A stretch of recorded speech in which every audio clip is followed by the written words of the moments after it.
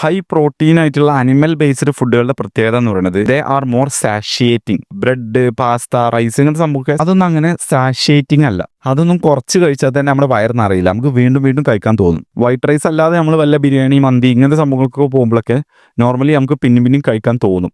പക്ഷേ അതേസമയം നമ്മുടെ മുട്ട, ബീഫ് ഇങ്ങനത്തെ സംഭവങ്ങളൊക്കെ സാഷിയേറ്റിംഗ് ആണ്. ഹൈ പ്രോട്ടീൻ ഉള്ള സംഭവങ്ങളൊക്കെ സാഷിയേറ്റിംഗ് ആണ് ഇങ്ങനത്തെ അനിമൽ ബേസ്ഡ് ഫുഡുകൾ. അതായത് ഒരു 5-6 മുട്ട പുഴുങ്ങിയാണ്ട് കുറച്ച് ഫ്രൂട്ട്സും കൂട്ടിയാൽ തന്നെ വലിയ കാലറീസ് ഒന്നും വന്നിട്ടില്ല. അതേസമയം നല്ല പ്രോട്ടീനും ഫാറ്റുകളും കിട്ടി വയറും നിറയും. പിന്നീട് ഈ ഹോൾ ഫുഡുകൾ ഇങ്ങനെ കഴിച്ച് ഒരാഴ്ചയൊക്കെ കഴിയുമ്പോൾ ചിലപ്പോൾ അതിന് മുമ്പ് തന്നെ എന്താവും, നിങ്ങളെ ക്രേവിങ്സും ഷുഗർ ക്രേവിങ്സും കാര്യങ്ങളൊക്കെ, മധുരം തിന്നാനുള്ളതും ഫാസ്റ്റ് ഫുഡ് തിന്നാനുള്ളതും ജങ്ക് ഫുഡ് തിന്നാനുള്ളതും അങ്ങനത്തെ സംഭവങ്ങളൊക്കെ കുറഞ്ഞു തുടങ്ങും. കൂടുതൽ മെൻ്റൽ ക്ലാരിറ്റി വരാൻ തുടങ്ങും. കുറച്ചും കൂടി നിങ്ങളൊന്ന് ലൈറ്ററായിട്ട് ഫീൽ ചെയ്യും.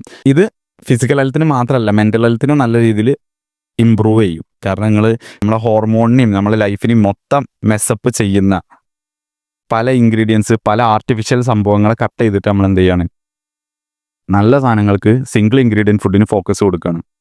So your brain will thank you to.